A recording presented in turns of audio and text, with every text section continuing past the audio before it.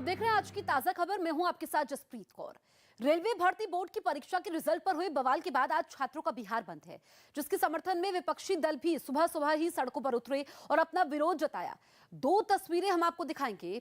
बिहार के हाजीपुर में जहां पर आरजेडी के कार्यकर्ताओं ने सड़क पर उतरकर प्रदर्शन किया, जबकि दूसरी तस्वीर समस्तीपुर की आप देखिए। वहां अलग अलग छात्र संगठन से जुड़े लोग सड़कों पर उतरे और जमकर नारेबाजी करते हुए विरोध जताया।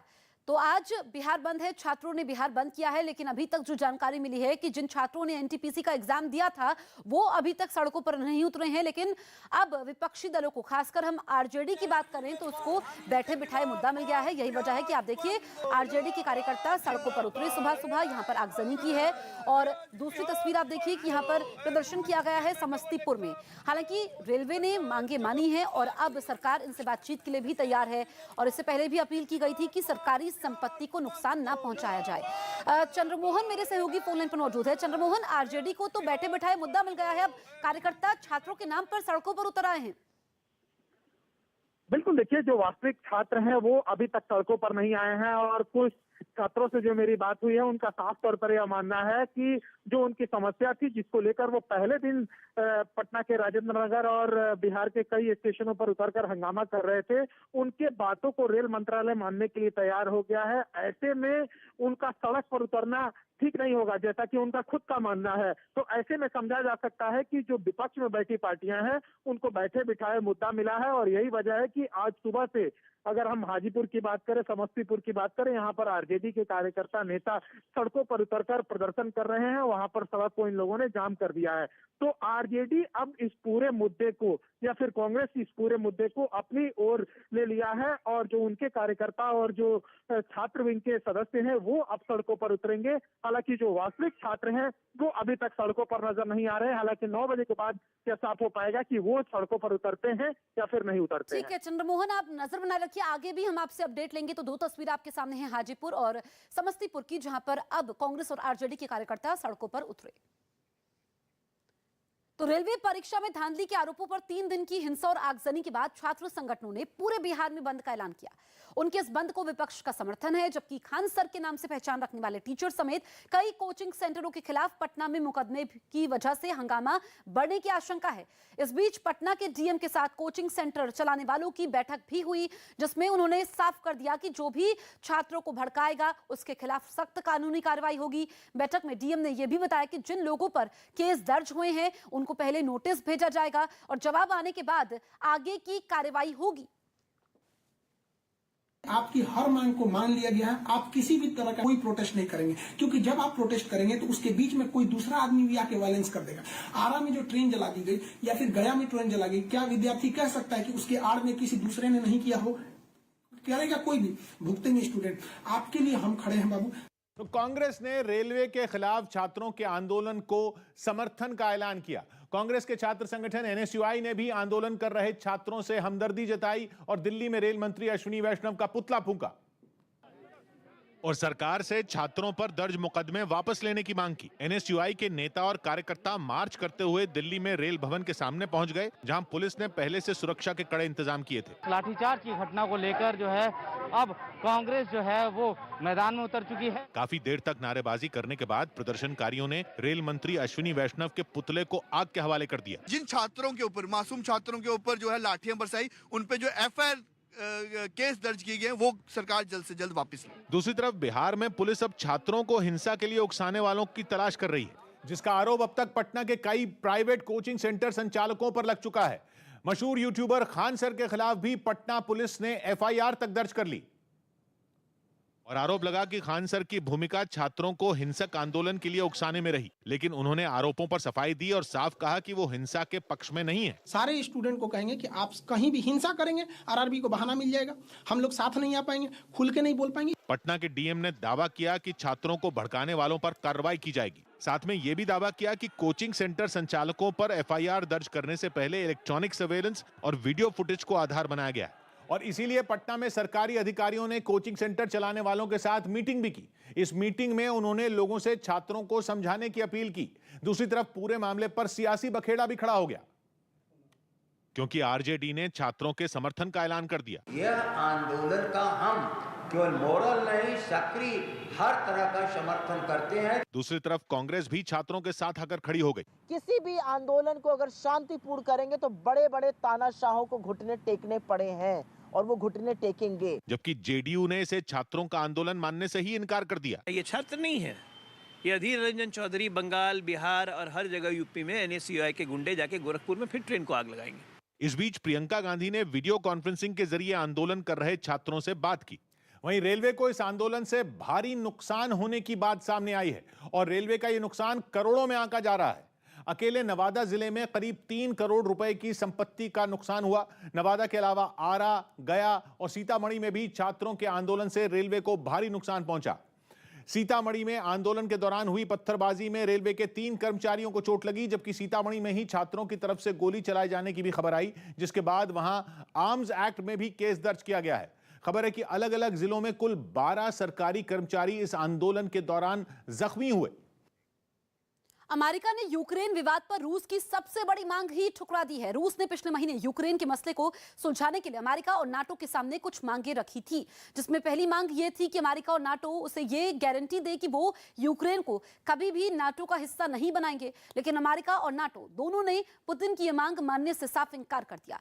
नाटो ने तो यह भी कह दिया कि वो किसी भी तरह के बुरे हालात के लिए भी तैयार है। इसके साथ ही यह भी खबर आ रही है कि रूस ने यूक्रेन के पास अपनी सेना की तैनाती और बढ़ा दी है। इसके बाद अमेरिका और रूस के बीच जंग छिड़ने की आशंका और गहरा गई है। अमेरिका और रूस के बीच जंग छिड़ने की आशंका यानी और गहरा गई। पूरी दुनिया को तीसरे विश्व युद्ध की जिस आहट ने दहलाया हुआ है, विश्लेषकों को डर है कि अब कहीं वो सच ही ना हो जाए। ऐसा इसलिए क्योंकि अमेरिका और उसके 29 देशों के साथ मिलिट्री अलायंस नाटो ने रूस की सबसे बड़ी मांग को ठुकरा कर आग में घी डालने का काम कर दिया है। अमेरिका और नाटो ने अलग अलग रूस को उसकी उठाई सुरक्षा मांगों पर लिखित जवाब भेजा, लेकिन जो जवाब भेजा उसने रूस को तमतमाने का एक और मौका दे दिया। रूस ने पिछले महीने दिसंबर में यूक्रेन विवाद को सुलझाने के लिए अपनी सुरक्षा से जुड़ी मांगों की एक लंबी लिस्ट अमेरिका और नाटो के सामने रखी थी। रूस की सबसे पहली मांग यह थी कि अमेरिका और नाटो उसे यह गारंटी दें कि वो यूक्रेन को कभी भी नाटो का हिस्सा नहीं बनाएंगे। रूस ने 1 महीने पहले ही यह साफ कह दिया था कि यूक्रेन का मसला सिर्फ और सिर्फ तभी सुलझ सकता है जब नाटो उसके पड़ोस में यानी कि पूर्वी यूरोप में अपना विस्तार रोक दे। लेकिन अमेरिका और नाटो दोनों ने रूस की यह सबसे बड़ी मांग ही ठुकरा दी। अमेरिका ने रूस में अपने राजदूत के हाथों रूस के विदेश मंत्रालय को जवाब सौंपा, जिसके बाद अमेरिका के विदेश मंत्री एंटनी ब्लिंकन ने 2 टूक कहा कि नाटो के दरवाजे हर देश के लिए खुले हैं और वो किसी भी देश को उससे जुड़ने से नहीं रोक सकते।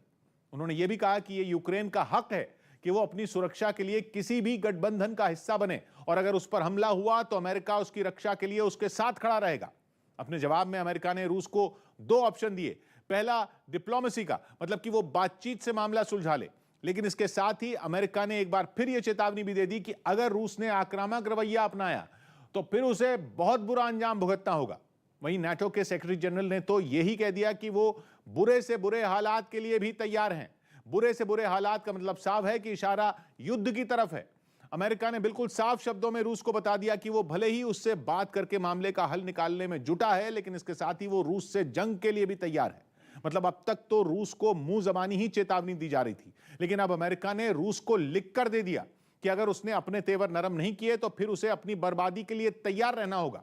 इसी वजह से अब रक्षा विशेषज्ञों को यह डर सता रहा है कि कहीं रूस अमेरिका के इस लिखित जवाब को ही यूक्रेन पर धावा बोलने का हथियार न बना ले, क्योंकि अब तो उसे यह कहने का मौका मिल गया है कि अब जब अमेरिका और नाटो ने उसकी मांग ही नहीं मानी तो फिर उनसे बात करने का मतलब ही क्या है। अमेरिका के रूस को दिए जवाब के खतरे का ट्रेलर भी देखने को मिल गया। अंतर्राष्ट्रीय मीडिया रिपोर्ट्स में यह दावा किया गया कि रूस ने पहली बार अपने पैराट्रूपर्स यानी कि पैराशूट के जरिए धावा बोलने वाली फौज यूक्रेन के बॉर्डर के पास उतार दी है। बताया गया कि एक ट्रेन रूस के इवानवा इलाके से पैराट्रूपर्स को लेकर निकली और पश्चिम में रूस के ब्रेंस्क इलाके से होकर वहां से गुजरी।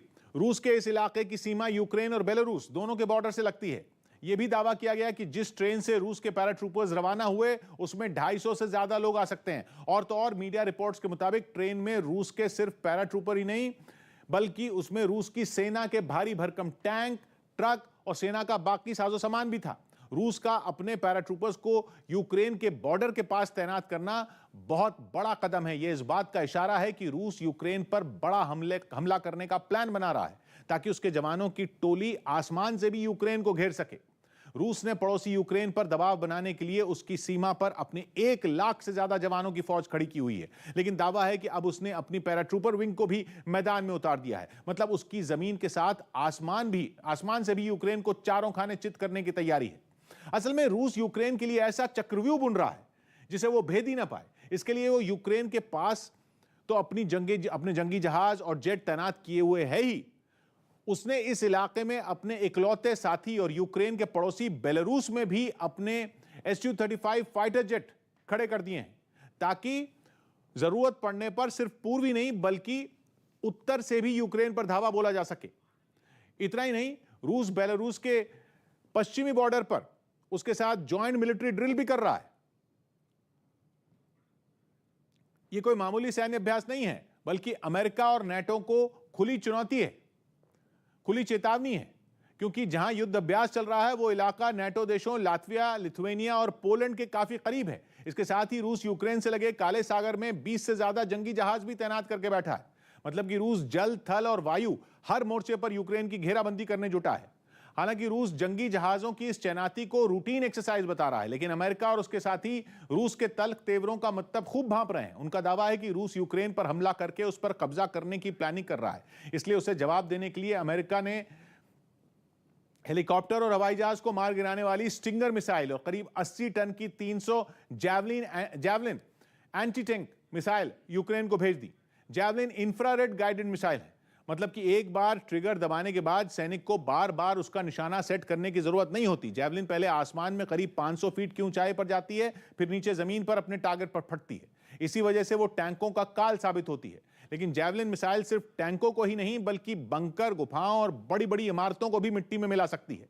दिन हो या रात, चाहे कोई भी मौसम हो, जैवलिन हर वक्त दुश्मन पर भारी पड़ सकती है। जैवलिन मिसाइल का साइज भी इतना है कि एक अकेला आदमी भी उसे लॉन्च कर सकता है। अगर रूस ने यूक्रेन पर हमला किया तो जैवलिन एंटी टैंक मिसाइल रूस के लिए ब्रह्मास्त्र साबित हो सकती है, क्योंकि वो रूस के T-72 टैंक के चौथाई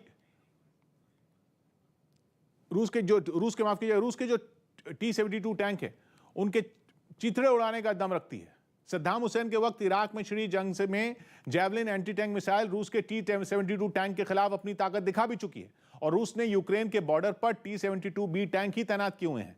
हालांकि तब से वो काफी अपग्रेड हो चुके हैं, लेकिन माना जा रहा है कि अमेरिका की जैवलिन मिसाइल उन पर भारी पड़ेगी। एयर इंडिया का कंट्रोल फिर टाटा ग्रुप के हाथों में आ गया। एयरलाइंस कंपनी एयर इंडिया फिर टाटा ग्रुप का हिस्सा बन गई। खरीद प्रक्रिया पूरी होने के बाद टाटा ग्रुप को यह एयरलाइंस कंपनी सौंप दी गई। इससे पहले टाटा सन्स के चेयरमैन एन चंद्रशेखरन ने प्रधानमंत्री मोदी से भी मुलाकात की। वो अब नई मैनेजमेंट में है, एयर इंडिया सरकार के अधीन अब नहीं रहा।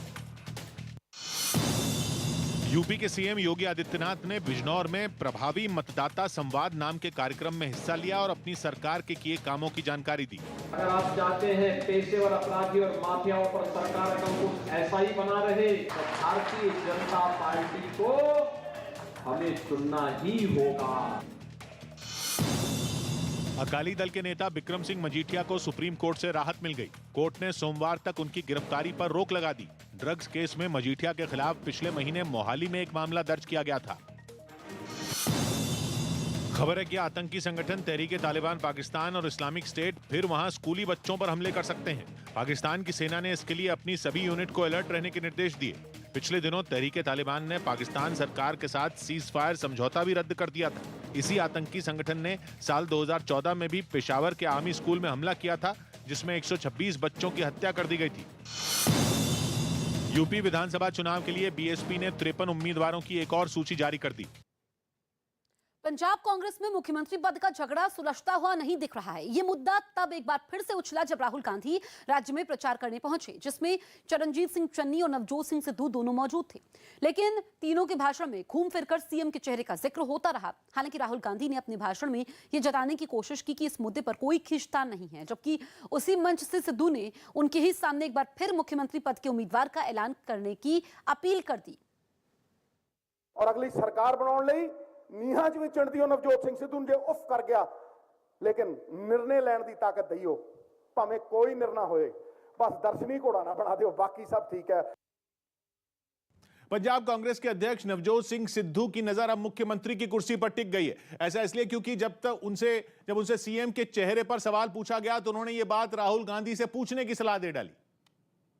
जबकि नवजोत सिंह सिद्धू के ठीक बगल में पंजाब के मौजूदा मुख्यमंत्री चरणजीत सिंह चन्नी बैठे थे, लेकिन सीएम पर पूछे गए सवाल के जवाब में उन्होंने चन्नी का नाम नहीं लिया। किसके चेहरे पर आगे जा रहे हैं आप? भैया हमारे बॉस आए हुए हैं, उनसे पूछिए।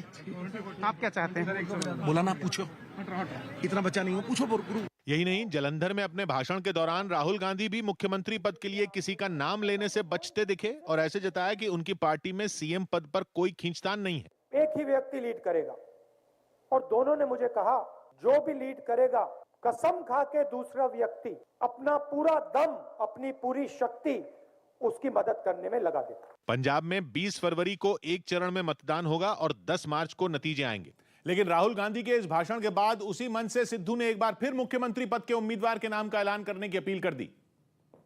मैं छाती ठोक के कहना, आज पंजाब के लोग पूछते हैं कि भाई इस एजेंडे नू लागू कौन करू, बंदा केड़ा देओगे, चेहरा केड़ा देओगे, बोलो सही है कि नहीं है। पंजाब कांग्रेस में सीएम चेहरे पर मचे इस घमासान के बीच राहुल गांधी ने 5 राज्यों के लिए हो रहे चुनावों के प्रचार का आगाज कर दिया, जिसके लिए वो पंजाब कांग्रेस अध्यक्ष नवजोत सिंह सिद्धू और सीएम चरणजीत सिंह चन्नी के साथ अमृतसर पहुंचे और वहां एक बस में सवार होकर वो सबसे पहले गोल्डन टेम्पल पहुंचे। वहां उन्होंने हरमंदिर साहब के दर्शन किए। हरमंदिर साहब में मत्था टेकने के बाद राहुल गांधी ने वहां लंगर खाया। इस दौरान उनकी एक तरफ नवजोत सिंह सिद्धू तो दूसरी तरफ पंजाब के सीएम चरणजीत सिंह चन्नी बैठे रहे।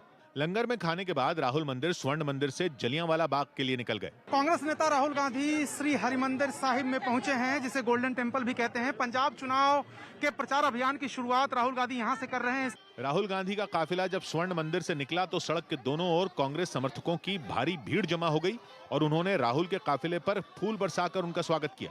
इसके बाद जलियांवाला बाग पहुंचे राहुल गांधी ने स्मारक पर जाकर शहीदों को श्रद्धांजलि दी और विजिटर्स बुक में अपना संदेश भी लिखा।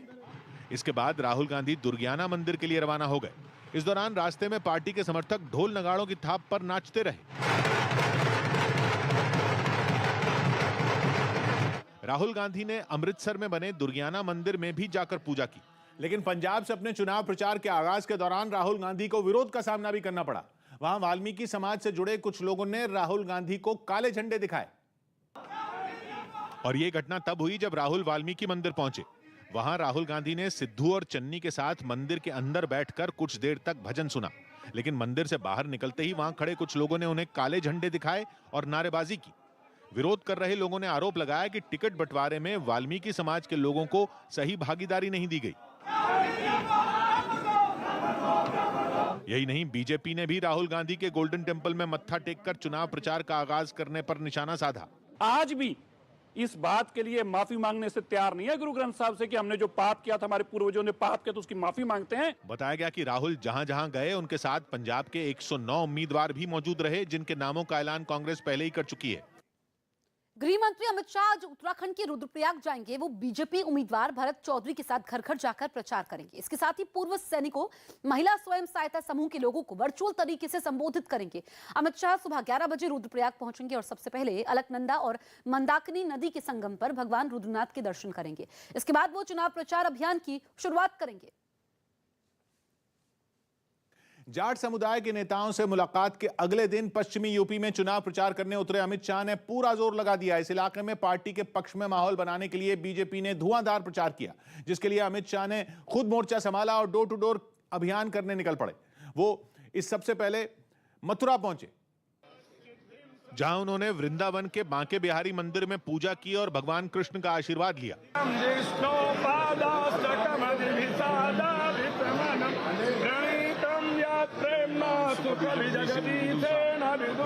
पूजा के बाद अमित शाह मथुरा की गलियों में घूमे। वो उनसे मिलने के लिए खड़ी एक बच्ची से भी मिले और उसे आशीर्वाद दिया। अमित शाह को देखकर लोगों में जबरदस्त उत्साह नजर आया। कोई उन्हें माला पहनाने लगा तो कोई बांके बिहारी की तस्वीर देने लगा। बीच बीच में उनके समर्थन में नारे भी लगते रहे। मथुरा में अमित शाह ने प्रभावी मतदाता संवाद नाम के एक कार्यक्रम में भी हिस्सा लिया, जिसमें उन्होंने मथुरा के लोगों से वहां विकास करने का वादा किया और अखिलेश यादव पर जोरदार हमला बोला। उन्होंने काशी में हुए विकास के कामों की मिसाल दी और मथुरा के लोगों से वादा किया कि कान्हा की नगरी का रंग रूप भी उसी अंदाज में बदला जाएगा और वहां भव्य कृष्ण मंदिर बनेगा। मथुरा की दिव्यता, भव्यता लौटाना, उसको आधुनिक से आधुनिक तीर्थ स्थान बनाना, ये भारतीय जनता पार्टी का लक्ष्य। मथुरा और काशी के मंदिरों की बात के साथ साथ अमित शाह ने अयोध्या के राम मंदिर का जिक्र भी छेड़ दिया और अखिलेश पर हमला किया। अखिलेश जी, भूमि पूजन हो गया है, आपको निमंत्रण है, आप भी आ जाना। 10 फरवरी को पहले चरण का चुनाव है जिसमें मथुरा समेत पश्चिमी यूपी के कई जिलों में मतदान होगा। यही वजह रही कि बीजेपी ने वहां पूरा दम लगा दिया और मथुरा के बाद अमित शाह गौतम बुद्ध नगर के दादरी पहुंचे। पार्टी के प्रत्याशियों के लिए वोट की अपील करने अमित शाह वहां के तुगलपुर इलाके में गए और घर घर जाकर प्रचार किया।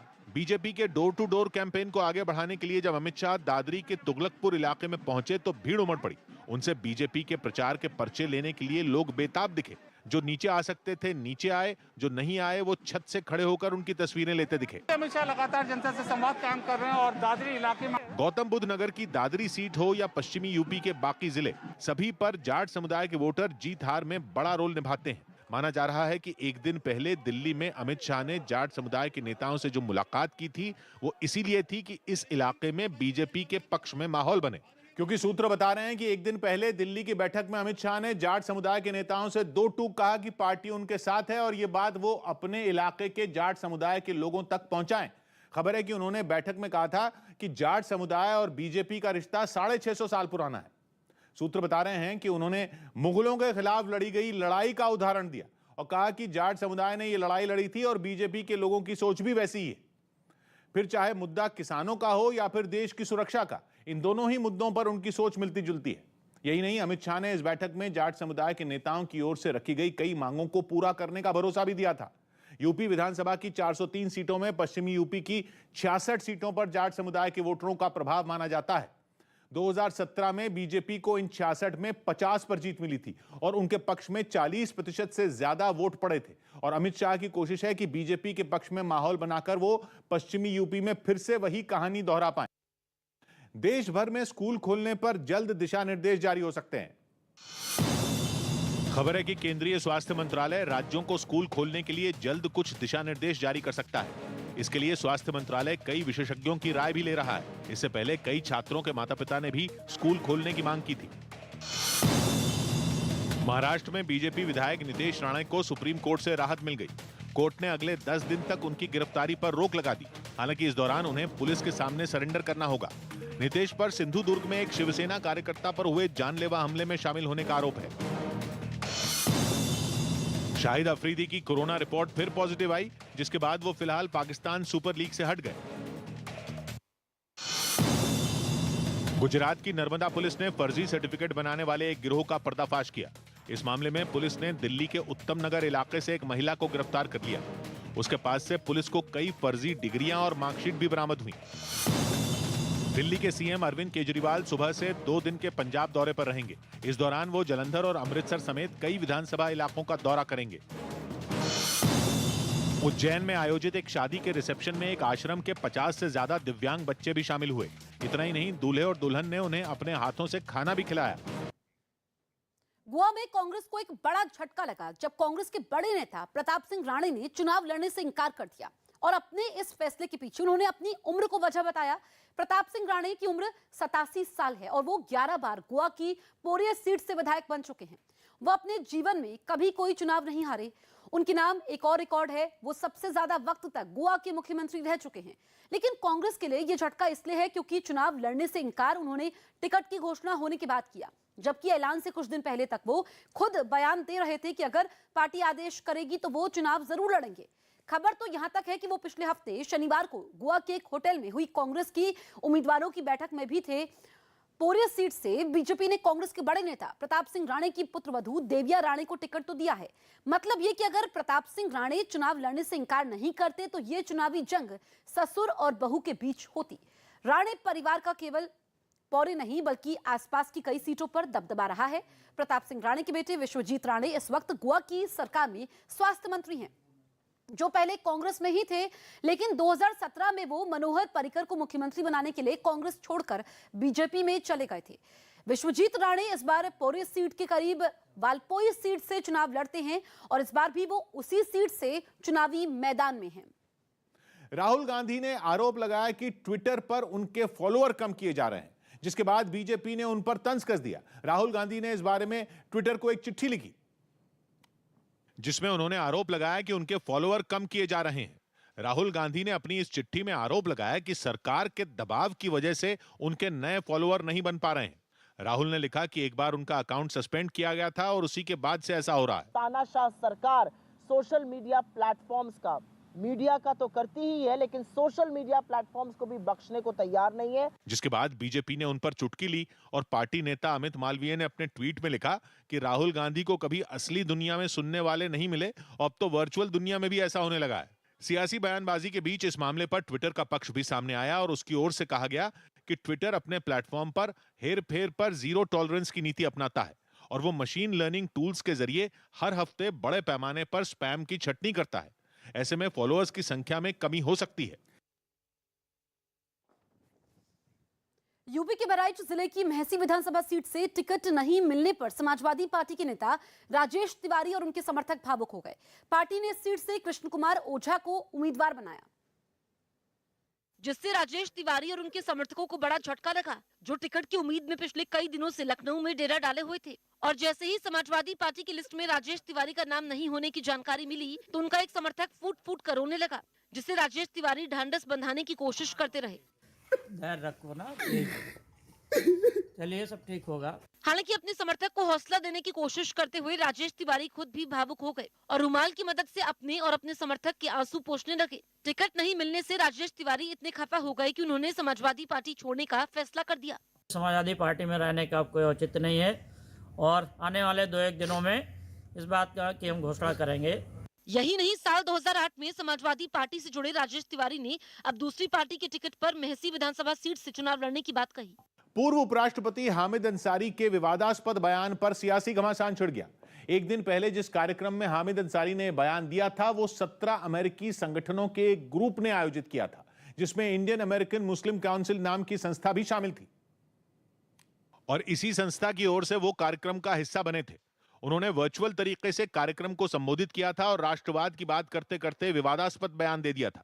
It wants to distinguish citizens on the basis of their faith, give vent to intolerance, insinuate otherness, and promote disquiet and insecurity.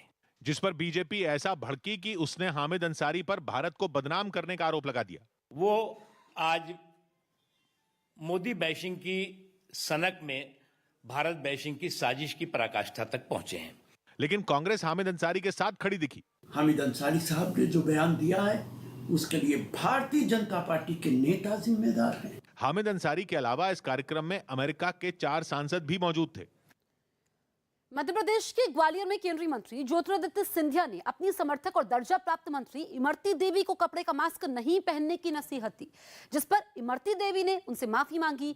Jyotiraditya Scindia corona पर एक बैठक में शामिल होने वहां पहुंचे थे और जब वो बैठक खत्म कर बाहर निकले तो इमरती देवी भी उनसे मिलने पहुंच गई। जैसे ही इमरती देवी उनके पैर छूने के लिए झुकी तो ज्योतिरादित्य सिंधिया की नजर उनके चेहरे पर लगे कपड़े के मास्क पर पड़ गई, जिसके बाद उन्होंने इमरती देवी को अपने चेहरे पर लगा सर्जिकल मास्क दिखाते हुए कपड़े का मास्क न पहनने की नसीहत दे दी। ये वाला पहनना चाहिए, कपड़े का नहीं चलता है। जिस पर इमरती देवी ने भी अपनी गलती स्वीकार करने में देर नहीं लगाई और अपने दोनों कान पकड़कर माफी भी मांगी। यही नहीं, उन्होंने माफी मांगने के साथ ही अच्छा मास्क पहनने की भी बात कही। एक चरण में होने वाले उत्तराखंड के चुनाव में मतदान के लिए कुछ ही दिन बचे हैं, लेकिन नेताओं के पाला बदलने का खेल जारी है। उत्तराखंड कांग्रेस के पूर्व अध्यक्ष किशोर उपाध्याय ने बीजेपी का दामन थाम लिया तो टिहरी से बीजेपी विधायक धन सिंह नेगी कांग्रेस में शामिल हो गए, जो अब कांग्रेस के टिकट पर टिहरी से ही चुनाव लड़ेंगे।